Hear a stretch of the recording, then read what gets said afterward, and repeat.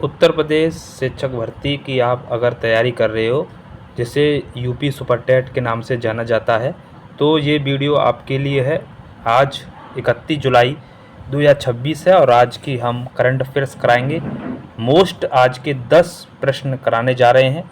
प्रत्येक दिन आपके लिए करंट अफेयर्स की वीडियो आएगी जब तक आपका एग्ज़ाम नहीं होगा तब तक, क्योंकि एग्ज़ाम निश्चित रूप से इस साल होने वाला है, क्योंकि 7 सालों से भर्ती नहीं आई है तो एग्ज़ाम होगा।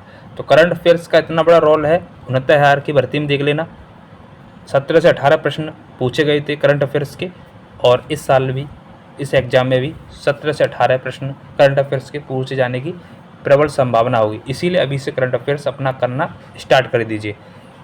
तो आपको जो है हम करंट अफेयर्स कराएंगे 10 प्रश्न, और लास्ट में हम आपको बताएंगे कि PDF आप कैसे प्राप्त करेंगे। तो सभी मित्र जितने भी देख रहे हैं, हमारे भाई बहन DLED PTC BEd वाले, अपने सभी ग्रुपों में इस वीडियो को शेयर कर दें, और चैनल को पहली बार हो चैनल पर तो चैनल को सब्सक्राइब जरूर कर लें, जिससे कि आपको प्रत्येक वीडियो मिल सके। तो चलिए स्टार्ट करते हैं। आज का बहुत ही इम्पोर्टेंट प्रश्न है। क्या कह रहा है कि यहाँ पर पहला प्रश्न कह रहा है कि हाल ही में पर्यावरण प्रदर्शन सूचकांक 2026 में भारत को कौन सा स्थान मिला है? ऑप्शन ए 174वां, ऑप्शन बी 175वां, ऑप्शन सी 176वां, ऑप्शन डी 177वां, और ई यहाँ पर एक और बना दिया अनुत्तरी प्रश्न यहाँ पर। तो यहाँ कौन सा जो है भारत को कौन सा स्थान मिला है? तो यहाँ पर पर्यावरण प्रदर्शन सूचकांक 2026 में भारत को स्थान मिला है 176वां आउट ऑफ 177। टोटल 177 में से भारत को 176वां स्थान मिला है, यानी नीचे से दूसरा स्थान कहें तो ये भारत की स्थिति है। तो इम्पोर्टेंट प्रश्न है, पूछा जाने की प्रबल संभावना होगी। 69,000 भर्ती में आप पेपर आपने नहीं देखा हो तो देख लेना। इसी चैनल पर मैंने करंट अफेयर्स के PYQ क्वेश्चन डाले हैं। सूचकांक से आपके करंट अफेयर में सूचकांक से 2 प्रश्न आए थे, ठीक है। तो पर्यावरण प्रदर्शन सूचकांक में भारत का जो स्थान है वो 176वां है 177 देशों में से, ठीक है। अब थोड़ा सा आगे जानते हैं। यहाँ पर लिखा हुआ है, यहाँ पर कुल देश कितने 177, और यहाँ स्कोर की भी बात कर लें, स्कोर भी पूछा जा सकता है कि स्कोर कितना है। तो स्कोर जो है 22.4 है। स्कोर कितना है 22.4 है, और पहला स्थान जो है एस्टोनिया का है, और 177वां जो अंतिम देश है वो है लाओस, और 176वां तो आप जान गए हो 176वां किनका है, भारत का है, ठीक है। तो आप लोग ध्यान रखना, ठीक। स्कोर भी आपसे पूछा जाएगा, ध्यान रखना 22.4। चलिए आगे। PDF कैसे मिलेगी मैं लास्ट में बताऊंगा आपको, बाकी आप ध्यान से वीडियो को देखें, हर प्रश्न इंपॉर्टेंट है। करंट अफेयर्स का ये नहीं कि आप बस 2-4 प्रश्न पढ़ लें उन्हीं में से आएगा, नहीं, कुछ भी आ सकता है। करंट अफेयर्स का मतलब ये होता है। तो अगला प्रश्न यहाँ पर है, कह रहा है कि केंद्रीय गृह मंत्रालय के अनुसार वर्ष 2025 में सर्वाधिक E0 FIR किस केंद्र शासित प्रदेश में दर्ज हुई हैं? दिल्ली, जम्मू कश्मीर, चंडीगढ़, दादर एवं नागर हवेली। सही उत्तर होगा ऑप्शन ए दिल्ली। नेक्स्ट प्रश्न है यहाँ पर, अगला प्रश्न पूछा गया यहाँ पर तीसरा, हाल ही में 7वें anti submarine warfare shallow water craft जहाज को लॉन्च किया गया, इसका क्या नाम है? A INS Machilipatnam, B INS Malvan, या दूनागिरी, या संशोधक। तो यहाँ पर submarine warfare shallow water craft जहाज को लॉन्च किया गया, इसका जो नाम है वो INS Machilipatnam. Option number A एकदम सही हो जाएगा। चलिए आगे यहाँ पर थोड़ा सा देख लें। यहाँ पर मछलीपट्टनम नाम है, और ये पनडुब्बी है, और यहाँ पर आपको बात करें निर्माता जो है, इसका निर्माण करने वाला है कोचिन शिपयार्ड लिमिटेड। नेक्स्ट अगला प्रश्न यहाँ पर कह रहा है चौथा, भारत का पहला, देखो पहला वाले प्रश्न को इम्पोर्टेंट रखना, भारत का पहला टेलीकॉम मैन्युफैक्चरिंग जोन कहाँ विकसित होगा? भारत का पहला टेलीकॉम मैन्युफैक्चरिंग जोन कहाँ विकसित होगा? ऑप्शन ए यहाँ पर दिया गया भोपाल, बी बेंगलुरु, सी ग्वालियर और डी यहाँ पर प्रयागराज। तो भारत का पहला टेलीकॉम मैन्युफैक्चरिंग जोन जो है विकसित होगा, ध्यान रखना है, उत्तर नंबर यहाँ सी सही होगा, ग्वालियर में। ठीक है, जिसे संगीत का शहर भी कहते हैं और यहाँ के तानसेन थे। ऑप्शन नंबर सी एकदम सही होगा। अगला प्रश्न है क्वेश्चन नंबर 5, यहाँ पर पूछा गया है। क्वेश्चन नंबर 5 कह रहा है, हाल ही में अंतर्राष्ट्रीय कैरियर से संन्यास लेने की घोषणा करने वाले अजिंक्य रहाणे का संबंध किस खेल से है? Option A basketball, B hockey, C football और डी क्रिकेट। तो अजिंक्य रहाणे का जो संबंध है वो है क्रिकेट से। तो ऑप्शन नंबर यहाँ पर डी एकदम सही हो जाएगा। ठीक है, नेक्स्ट क्वेश्चन नंबर अगला बहुत ही इम्पोर्टेंट प्रश्न है, पेपर में प्रबल संभावना है यहाँ पर बनने की, बहुत ही बढ़िया प्रश्न है, यहाँ पर आप देख पाएँ। कह रहा है 6वां प्रश्न है,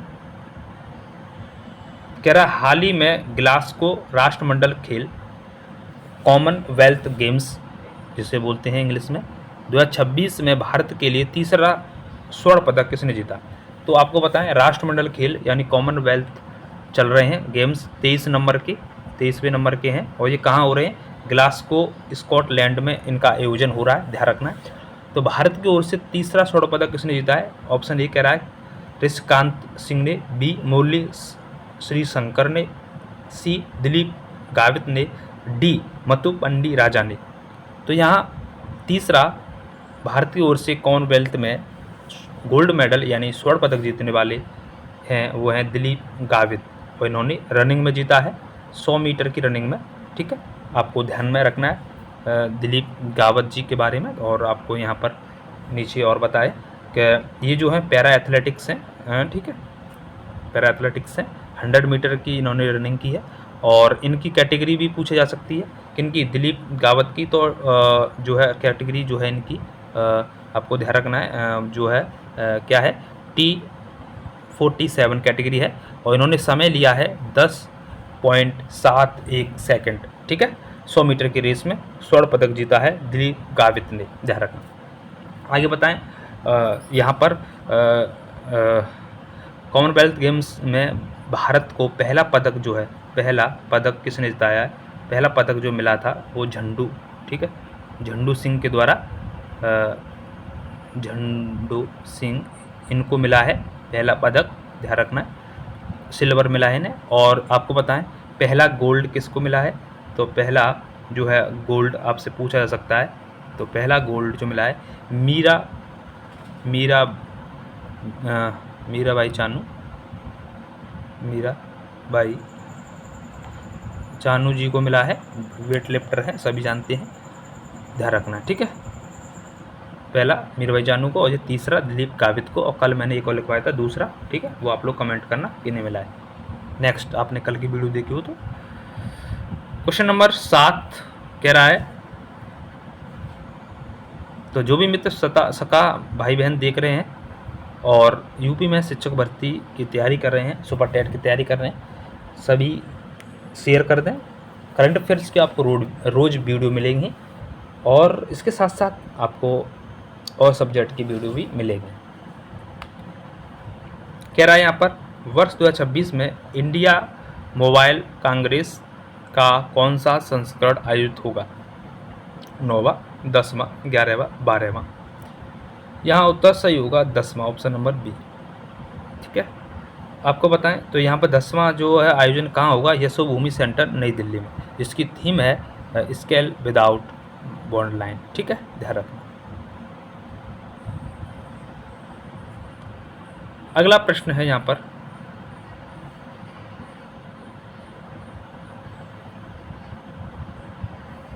कह रहा है 8वां कॉम्पेटियर फाउंडेशन की India's next growth frontier report में भारत ने कौन सा स्थान हासिल किया है? 57, 58, 59, 60।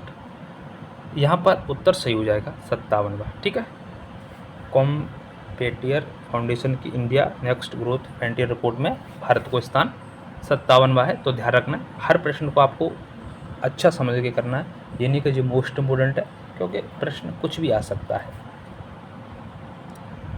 अगला प्रश्न यहाँ पर, और यहाँ पर ध्यान रखना आपको इसके सुधार के क्षेत्र जहाँ पर कुछ इस तरह से दिए गए हैं, जीएसटी इस तरह से, ठीक है, आप लोग ध्यान रख सकते हैं। अगला प्रश्न है 9वां, हाल ही में केंद्रीय मंत्री राजनाथ सिंह ने भारत के पहले, इम्पोर्टेंट रहेगा, भारत का पहला, जो भी पहला वो इम्पोर्टेंट रहता है, भारत के पहले मिलिट्री मेडिसिन डिपार्टमेंट का उद्घाटन कहाँ किया है? ये चंडीगढ़, लखनऊ, अहमदाबाद, नागपुर। तो भारत के रक्षा मंत्री राजनाथ सिंह ने मिलिट्री मेडिसिन डिपार्टमेंट जो है इसका उद्घाटन जो किया है वो किया है उत्तर प्रदेश की राजधानी लखनऊ। तो आप ध्यान रख सकते हो, यूपी सुपर टेट की तैयारी कर रहे हो तो उत्तर प्रदेश स्पेशल जीके के रूप में यहाँ पर ये प्रश्न बनने की प्रबल संभावना रहेगी, ठीक है।